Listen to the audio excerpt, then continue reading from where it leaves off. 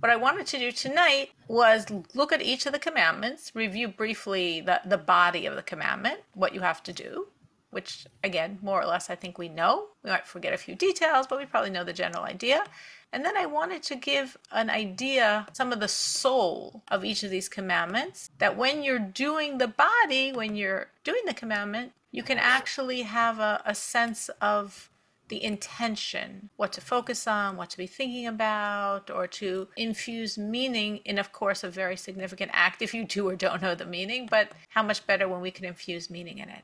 So we will go through these, and of course, if there's any questions, please stop me and ask. So again, we're going to review the commandments and focus on the energy behind them. There are 4 commandments of the day of Purim, which is again this Thursday night and Friday. Mishloach manos. Mishloach manos, the body of it, is sending gifts of food on Friday. You can only do the commandment by day, which means Thursday night, it doesn't count. And of course, once it's Shabbos, it doesn't count. Only on Friday. 2 ready-to-eat foods to 1 other Jewish person. Each food has to be at least an ounce. Water does not count. It has to be readily edible, not a raw steak that you've got to cook. It does not have to be 2 different blessings. That's a myth. Ideally delivered by a messenger, by someone else. If you go to someone's door, you can ask someone in the house, please give this to. So that's how you get your messenger. And man to man, woman to woman, child to child. That is the body of the commandment of sending shalach manos. So what's the soul? What's the intention? Now, obviously, each time when I'm sharing soul, there's so many levels. There's so much depth. I'm each time going to give you 1, maybe I sort of give you 2, accidentally, so to speak, ideas. Obviously, there are many, many more. This is 1 idea to focus on, 1 intention, 1 understanding of the depth of this beautiful, warm commandment, which is very easy to fulfill. You could take an apple and an orange, a banana and a pear, and give it to another Jewish woman on Friday, and you have fulfilled this very significant commandment. What's the point of it? Well, the soul is really, as is probably obvious, the idea of Jewish unity, friendship, community, and all that expressed in the physicality. And that has a very deep significance, as I'm sure we've touched on in various other places. But the physical itself, more than anything else, contains God. Meaning, there's a bit of a Kabbalistic concept, so if I have any questions, stop me and I'll explain it more clearly. But God had a vision of this physical reality. That's why he created, because he wanted a home on planet Earth. He wanted Mashiach. He wanted to be freely expressed within the physical. But he didn't just jump from God to physical. There were first contractions and myriads of spiritual realities. And each spiritual reality means there's a higher level godliness which constricts and then forms a lower level godliness, a new reality, which constricts and forms a lower level godliness, a new reality. And this goes on and on and on and on until we come to the point and purpose, physicality. When we come to physicality, the process stops, halt, doesn't work anymore. Godliness cannot create physicality. There's no connection between godliness and physicality. So here we have godliness more minimized, more squeezed, more constricted, more covered over, more minimized. And now we're supposed to get to physical and nothing happens. Godliness can't create physical. So God himself, not godliness, God himself creates our physical reality. The only creation directly from God himself is our physical reality. So in the physicality, there's God. In a way, there's nothing else. Our physical world is more connected to God than all the spiritual realities, all the angels, all the celestial beings, and the more physical, the better. So when we take food, now food's really very physical, we know that, and we use it to serve God, and we use it to express Jewish unity and friendship, it's so powerful, in a way, more than prayer, more than Torah study, because prayer and Torah study are spiritual things we're doing. And of course, we're physical people, so when we do spiritual things, it's still physical. Our prayer obviously is physical, and our Torah study is obviously physical because we're physical. But it's a more spiritual physical. But when we give food, food is physical. And that has a power the prayer and the Torah study don't have. We're actually told, and I'm sure I've mentioned this many times, so I don't think I ever went in as deeply to the reason why, that Purim has a deep relationship to what we view as the holiest day in the year. What's the holiest day in the year? Yom Kippur. Yom Kippur and Purim are deeply connected, as we see by the name. A name reflects essence. Yom Kippur, actually, in the Torah, in the scriptures, is called Yom HaKippurim. We just shorten it, so to speak, and call it Yom Kippur. Yom HaKippurim, literally in Hebrew, means the day like Purim. Yom means day, Kim means like, Purim is Purim. Yom HaKippurim, the day like Purim. Which means, it's explained, that Yom Kippur is the holiest day, but it's only like, similar to, trying to be as great as Purim. Why? Purim, we're running around and eating and giving out food and eating more and giving out money and eating more. And Yom Kippur, we're in synagogue all day praying to God. We're fasting. We're so holy. True. But there's an enormous power in the physical. There's an even greater power in the physical. So when we use the physical, it's greater than fasting and praying all day.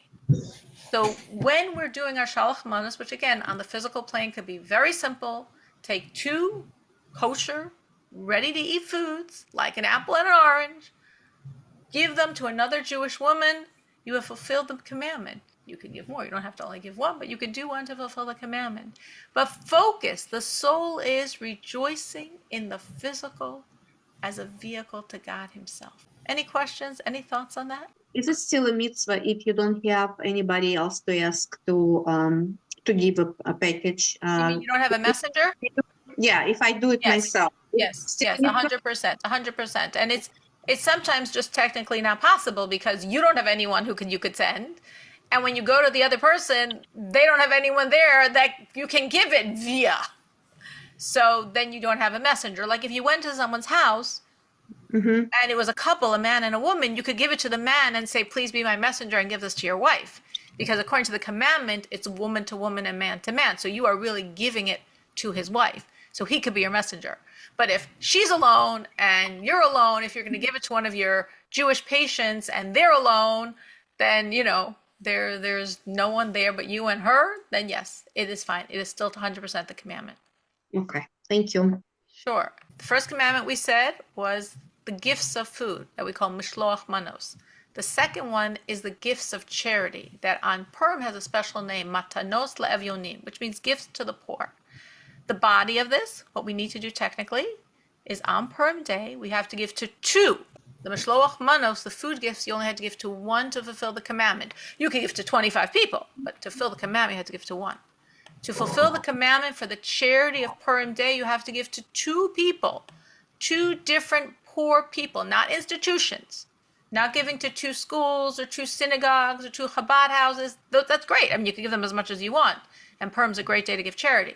But to fulfill this special commandment of charity for Purim, it's literally for poor people.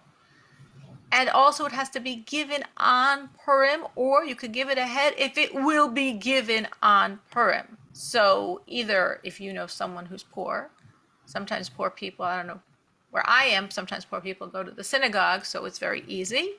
And generally every synagogue, every Chabad house, they usually have plates out there that you can put money in that they will give that day to poor people. And I'm sure if you go online, there's lots of organizations that will distribute money to the poor on Purim day. The money has to be distributed on Purim day to a poor person. And we are told that on Purim, we don't check, are you really poor? How poor are you? Any other day of the year, you're allowed to ask. On Purim, we're not allowed to ask. We say anyone who asks money, any poor person, you give them, because Purim is a very special time to give charity, and especially to poor people. But in general, of course, it's a special time to give charity. So let's speak about the soul. A huge theme of Purim is Jewish love and Jewish unity. Also, which this is not having to do with the commandment of giving to the poor, but just to throw it in, another huge theme of Purim is Jewish pride, which I think we touched on last week. Because as I do know we discussed last week, they could have said, We're not Jewish anymore. We don't believe in God. We're not Jewish. And then it would have been spared Haman's decree that was hanging over their head for 11 months. But no one even thought to do that. We said they made public gatherings of Jewish identity and Jewish pride. That's a side note.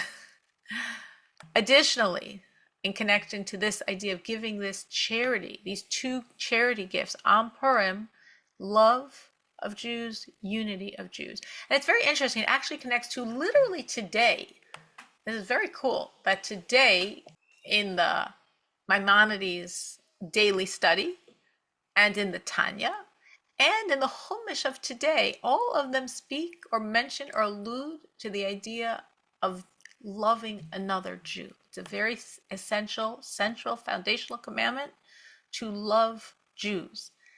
Today, in the 32nd chapter of the book of Exodus, which is the book we're reading now, week by week on Shabbos, on the 32nd verse, now 32 is very significant because 32 in Hebrew is the word lev, which means heart. So the 32nd chapter, heart, 32nd verse, heart. So the heart of Chumash, of the book of Exodus, is when Moses says to God, the Jews had just sinned grievously with the golden calf, and God says, forget it, I'm destroying them, don't bother me, I'm destroying them, I'll start a new nation from you, Moses. And Moses says in the 32nd verse of the 32nd chapter, which we study today, God, if you do this, wipe me away from your book. I don't want to be in your book. I don't want to be in Torah. If there's no Jewish people, there's no point in a Moses. Ultimate self-sacrifice. God said, I'll start a new people from you, Moses. You'll be the father of the new race. Moses said, nothing doing, God.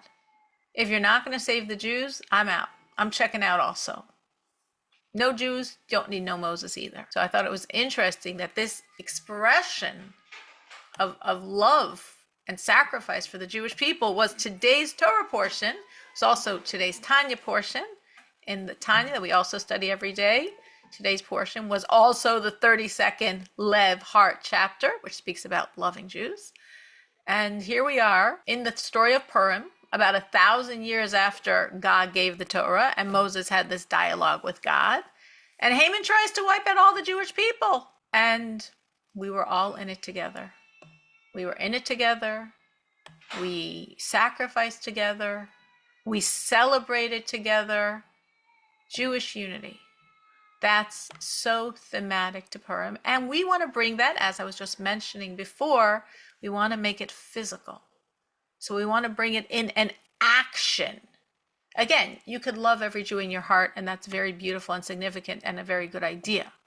But we want to bring it into action. We need to bring it into the physical, not only, though it's very special to have this feeling in our heart, and we specifically are connecting this. I mean, in essence, you can say we're accomplishing something very similar when we give those food gifts, that what we call the shalach manos, which is true.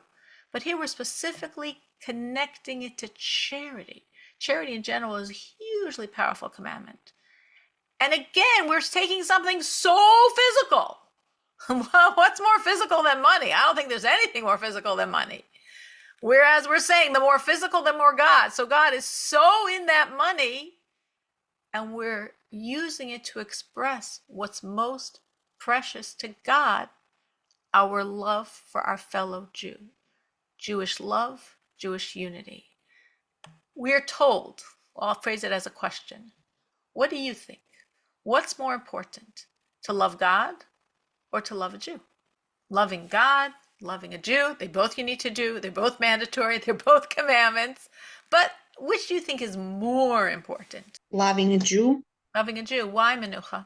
I think it's easier to love God than loving a difficult Jew. Oh, that's a very interesting thought. Yeah, loving pro-Palestine Jew, loving all kinds of Jews that, yeah. So a Jew could be really annoying, and God, hopefully you see more his kindness and compassion and love for you. Yes. Mm-hmm.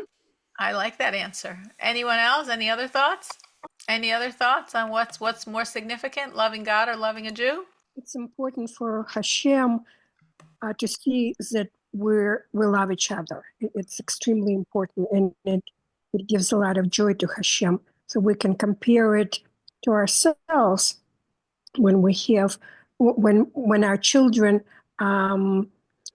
if our children are fighting, and especially when they're older, then don't get along, it's very painful. So it gives us an idea how Hashem feels when we are not loving each other. You're absolutely right. That's actually why in the Chabad prayer book, we start our prayers by a certain line. In other prayer books, I don't think they say this line, but in the Chabad prayer book, we say, before we start praying, the first line, like the intro to the prayer, is, "Behold, I take upon myself the commandment of loving my fellow Jews." And the reason is exactly what Rivka just said, like perfect, word for word, perfect. She said it exactly. Here we are, we're going to pray. We want to draw down God's blessings. We want God to listen to us. We want God to do what we're saying. So what's the best way to get God to do all that? How do we get, so to speak, get him on his good side? When he sees that his children are loving each other, what more does a father want? What more does a parent want than his children getting along? So actually, Rivka is right. Menucha is right too, because they both said the same answer. And I loved actually Menucha's answer. I think there's a lot of value in it.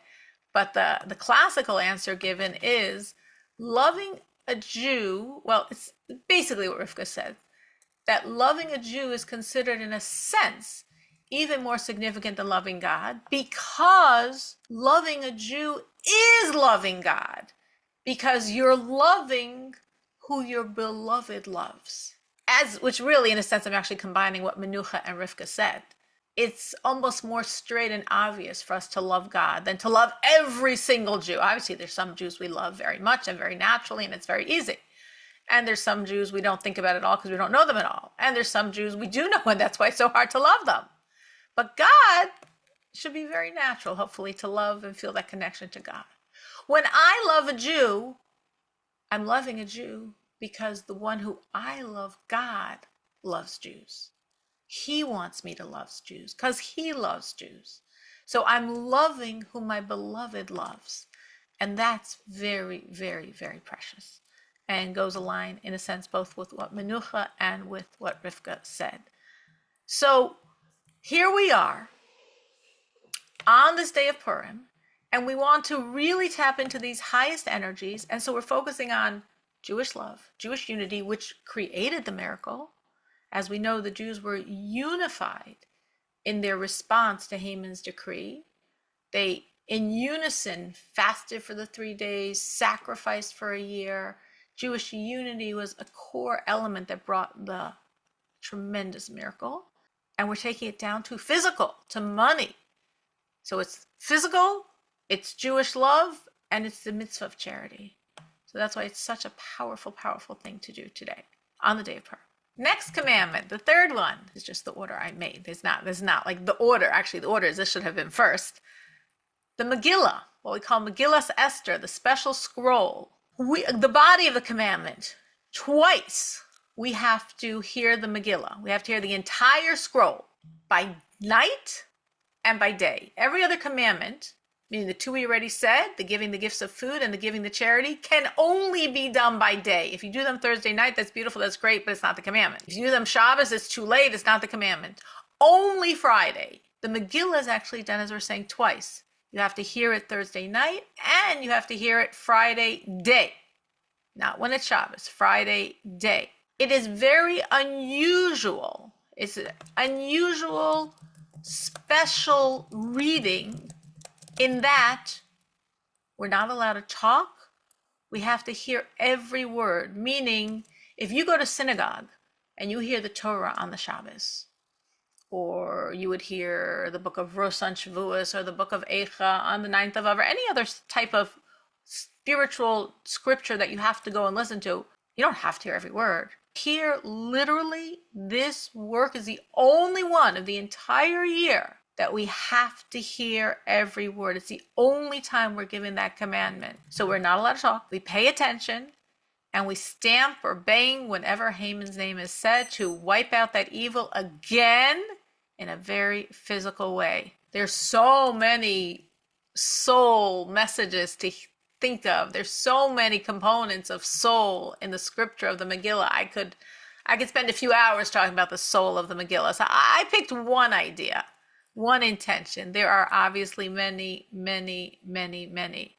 What is unusual, again, just as it's very unusual that it's the only scroll we have to hear every word, what's also very unusual about the scroll, who can tell me? I'm sure many of you know. What's unusual about the scroll of the Megillah? Hashem is not mentioned, not even once. Exactly. That is what is so unusual about the Megillah. Only holy work we have, and we don't have God's name once. And meaning there are 24 books that we could call the scriptures, what we call in Hebrew Tanakh, Torah, Nevi'im, the prophets, Ksuvim, the writings, the 24 works of Tanakh. They have a certain level of holiness that nothing else has. There's many holy works. I mean, the whole Talmud's very holy, right? The whole Midrash is very holy. The Tanya is very holy. A Siddur is very holy. There are many holy works, but there's nothing as holy in written form as Tanakh, which generally gets translated as the scriptures, the 24 books of scriptures. So this scroll of Esther is one of the scriptures. It's not almost as holy as Talmud, or almost as holy as a Tanya, or almost as holy as a Siddur. No, it's all the way on the top. It's literally a work of scriptures itself. It's what we call part of the written Torah. The written Torah, these 24 books, and God's name isn't there even once. Even once. Obviously, deliberate design, and has many significant reasons why. Now, there is an allusion to God, which is whenever you hear in the book, you'll hear, if you don't understand Hebrew, but you'll still catch this word, Achashverosh. Who was Achashverosh? The king? The king. Good guy, bad guy? Very bad guy. Very bad guy. Very bad guy. Very wicked guy. Hated the Jews as much as Haman. Super wicked, ultra wicked. And yet, Kabbalistically, his name is an allusion to God in the book of Megillah, of Esther. But it's an allusion. It's not God's name. God's name, not even once.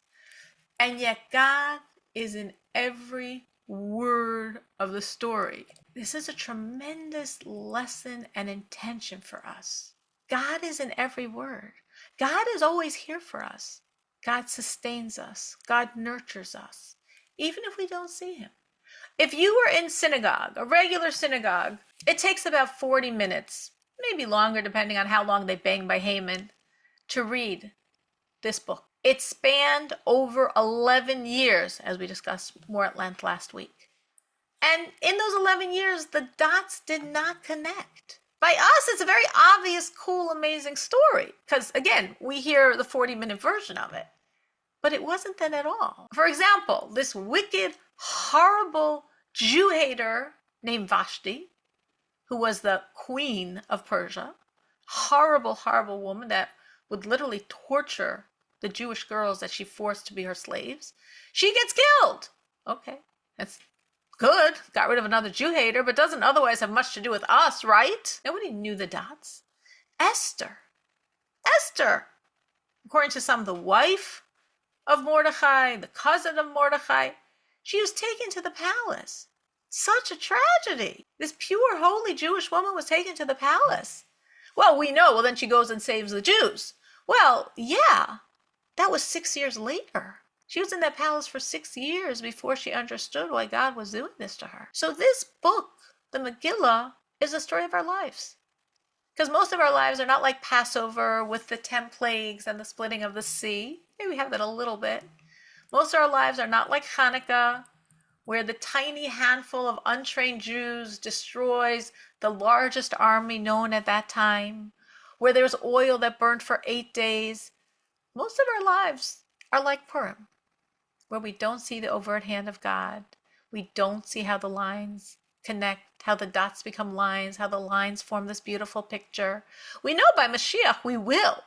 It says that by Mashiach, every one of us will say to God a verse in Isaiah. The verse is, we don't have to say it verbatim for the verse, but the verse is, Thank you, God, for all the times you seemed angry at me.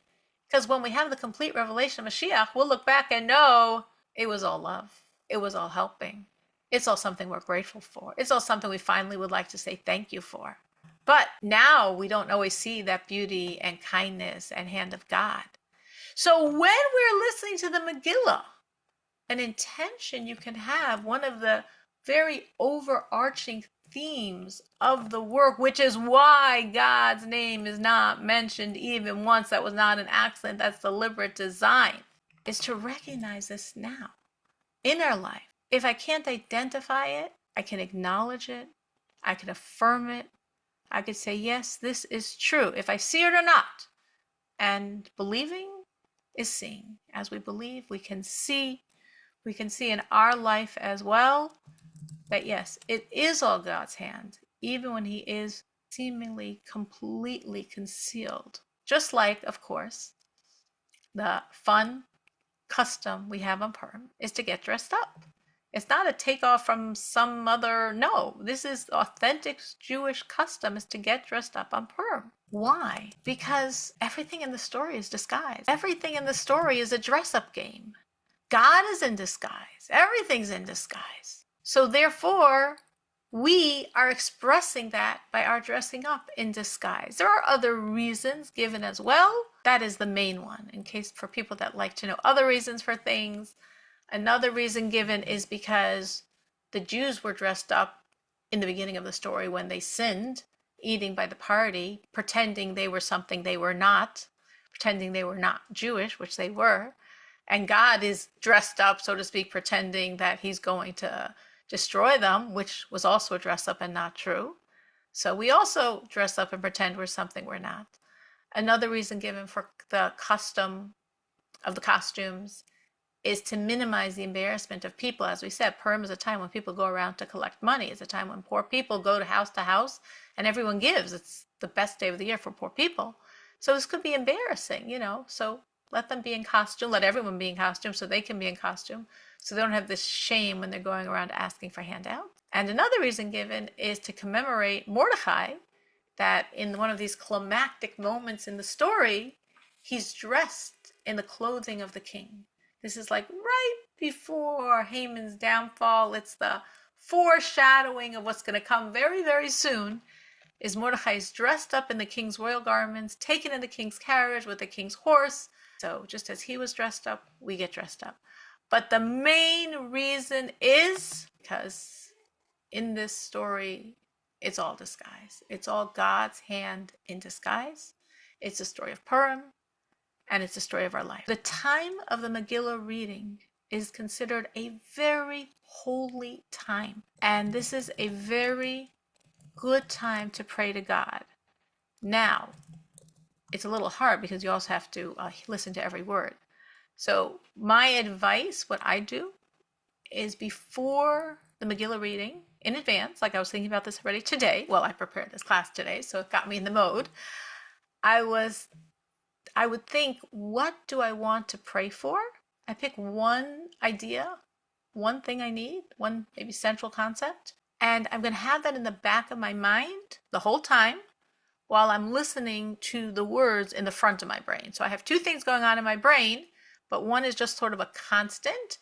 If you say, well, I have more than one thing I want to pray for, well, there's 2 Megillah readings by night and by day. Well, I have more like 4 things I want to pray for.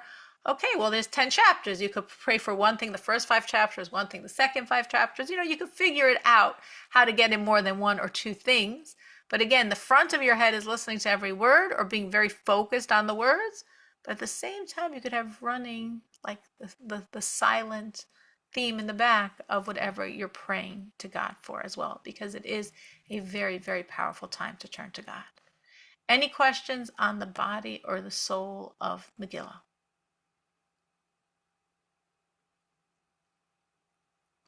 Okay, 4th commandment, the feast, known in Hebrew as Mishteh.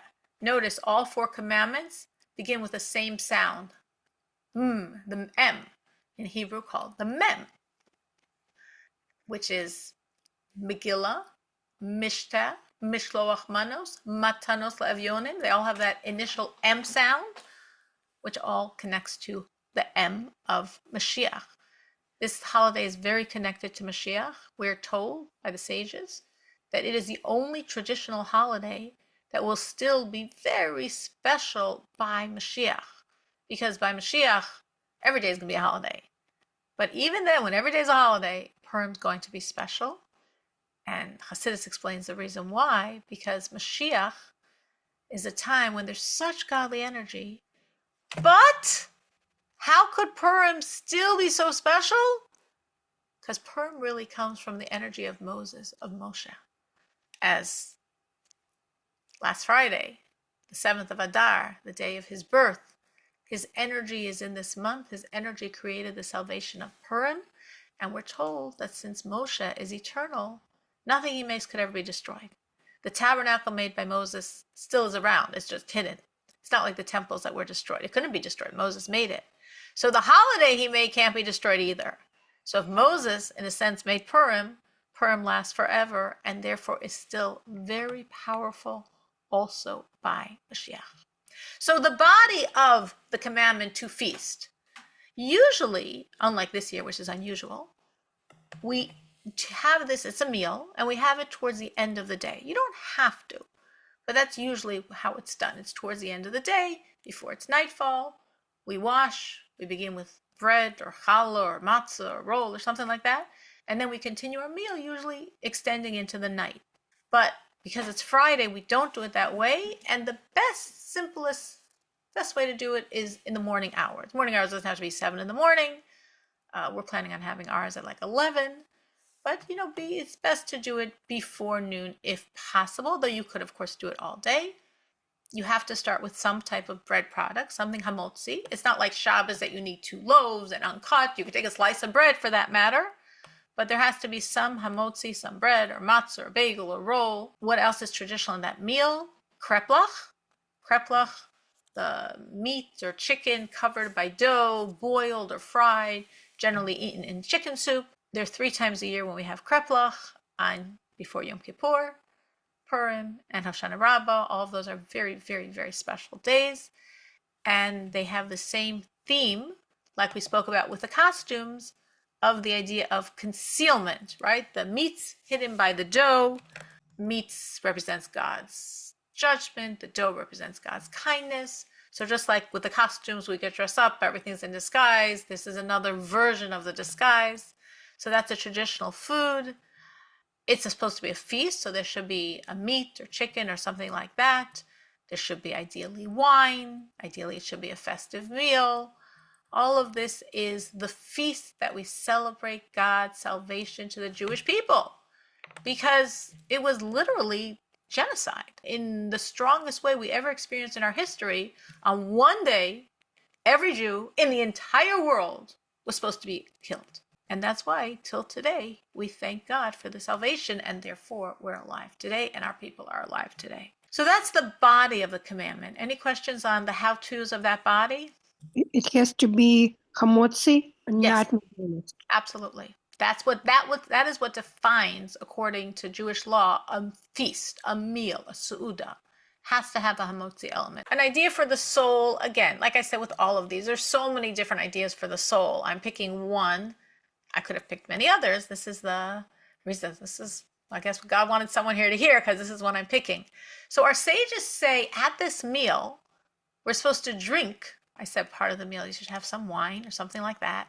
They say, till you don't know the difference between blessed is Mordechai and cursed is Haman. They want to get us drunk? Well, no, we're not really supposed to get drunk. I mean, that's ideally not.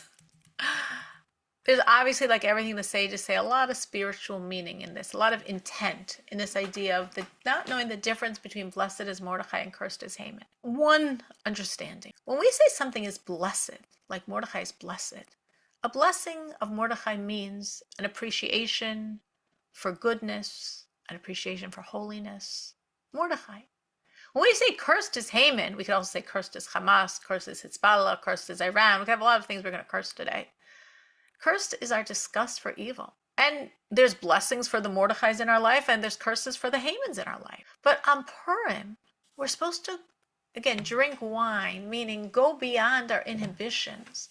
Not to even be focused, in a godly sense. Cursing Haman and blessing Mordechai is a godly thing to do, but not focus on the details of what I like and what I hate. Just to be focused to give to God, to make God happy, to be with God, to only want God and not even want what I personally enjoy that's holy and right and correct.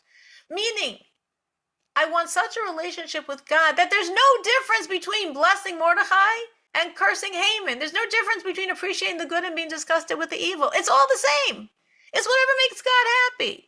Now, normally, have that level of operation. That's a very holy Jew, what we call it, tzaddik, where it's all the same. His service is so super rational. His service is so pure. It's not for any reason. He's not looking for anything out of it.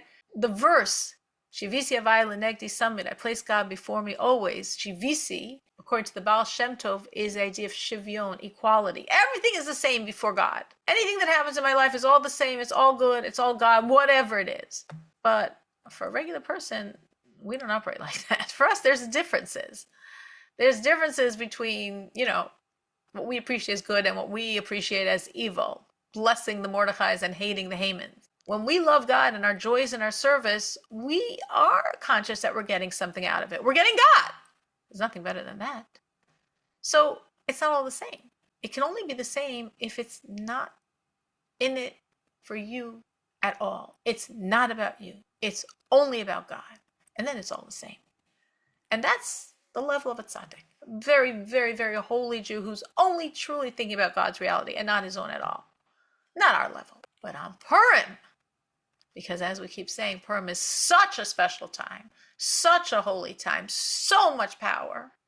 It can be the same. This is whatever God wants this moment. If I'm supposed to be blessing Mordechai now, I'm supposed to be cursing Haman now. It's all the same. It's whatever God wants. That's the energy we can access at this fourth commandment of the day, the feast of Purim. Those are the 4 commandments. Just a few other notes, body and soul, that have to do with Purim. In our prayer, we add a passage. It's called Al Hanisim. We add a different but starting off the same way passage in Hanukkah. We add it both when we say the blessing after eating a meal with bread, what we call benching, and in the Amidah Shmona Esrei, which we can do Thursday night, Friday morning, and Friday afternoon, we add this passage. And the reason why we do so is because both the Shmona Esrei, the Amidah, and the grace after the meal, the benching, are times we're thanking God for the care he gives us during good times and during challenging times. That's our intention. This is what we're saying. Thank you. Thank you because you have and are currently taking good care of us. It was then and it's now. Thank you for then. Thank you for now. Another commandment that connects to Purim, as our sages has orchestrated the commandments, is something that's done generally the afternoon before Purim begins, meaning this year will be Thursday afternoon, generally by the afternoon prayer. There's a commandment to give, this is a rabbinic commandment to commemorate the biblical commandment that's called the half shekel. Very interesting. Also in this week's Torah portion, we discussed it on Sunday's Torah portion. So in the times of the temple, around this time of year, every Jew had to give a half shekel, a certain denomination, to the treasury of the sanctuary, the temple treasury, for the offerings, the communal offerings that were offered every day of the year, twice a day. So to create the money to buy all those animals, every single Jewish male, age 20 and up, gave this half shekel contribution, mandatory donation to buy these offerings for God. And we commemorate that either mincha time, the afternoon prayer time on the fast of Esther, Thursday afternoon, or right before the Megillah reading. There's usually plates out in the synagogue, and people give 3 half-dollar coins to charity, and this is how we do this today. And as I said, this is literally this week's Torah portion, so it's very connected. That's very cool. So in this week's Torah portion, it's the opening verses of the Torah portion, we speak about this redemption of the soul by offering this half shekel, mandatory, as I'm saying, donation to God, tax to the temple treasury. And it's very interesting because we're supposed to give a half coin. And the verse says the entire coin is 20 gera, a certain amount of money, 20 gera. Don't give a whole coin. Oh, I want to be generous. Let me get, I'm so rich, a half a coin. I'm embarrassed to give a half a coin to God. I'll give a whole 20 gera coin. No. You're rich, you can't give more. You're poor, you can't give less. Every single Jew has to give exactly a half coin. Don't give me no 20 gera coin. Just a 10 gera coin, a half coin. Because this was very, very symbolic. Every one of us in our soul, we have 10 powers. We only give a half coin to God because we give our 10 powers and then God contributes the other 10. So my 10 and God's 10 becomes the 20 gera coin. The rich can't give more, the poor can't give less because the ultimate rich and poor means spiritually rich and spiritually poor. And some people are spiritually rich and some people are spiritually poor. But it doesn't make a difference. Each one of us gives our 10, our max to God. God only asks what we're capable of. Someone that's more spiritually rich than you could seemingly offer more. Someone that's spiritually poorer than you seemingly has to offer less. God says no. Every one of you give me your 10 spiritual soul powers. Every one of you give me your max. And then it's all the same value. It's all a half shekel. You and the greatest, holiest tzaddik, the wealthiest, spiritually speaking Jew, and the poorest, spiritually speaking Jew, each one's value is the same, a half shekel, machzas hashekel. And when God gives us his half, he's giving us someone wealthy. His response is to give us not like the half we gave him, a poor man's half, to give us a rich man's half, to give us like a tzaddik's half. So that's the half coin. My 10 fuses with God's 10, my perhaps poor 10 with God's very rich 10 to achieve this wholesomeness, this wholeness. By bonding with God, we bond with other Jews to bond with God. We bond with God directly. We're not alone, and we actually cannot be alone.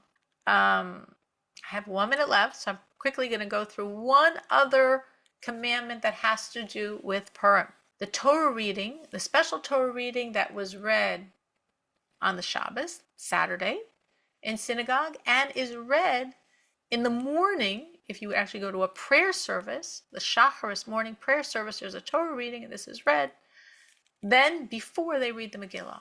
This is a Torah reading discussing when the Jews were in the desert and Amalek, the most evil nation, the nation that hates us the most, that hates God and hates the Jews the most, came to destroy us, and how Joshua led the nation, led the army that destroyed them, and God's salvation. The punchline of this reading, it's very short. We don't go through the details of the war or anything like that, is remember. Remember what happened. Remember Amalek coming to destroy you. Again, Amalek is the name of this nation. So the body of this commandment is to listen to this Torah reading, either last Saturday in synagogue, or if you didn't manage then, on Friday morning, if you go to a synagogue and are part of their service, you hear their Torah reading right before they read the Megillah, they will read this as well. We're supposed to be remembering Amalek. What does this have to do with anything? Because Haman is a descendant of that nation. Haman wanted to destroy us. Haman had absolute hatred for God and us because Amalek has absolute hatred for God and us. Remember the haters. Remember there are those that hate us. Remember there are those that hate God. Remember there are those that want to destroy us. The soul.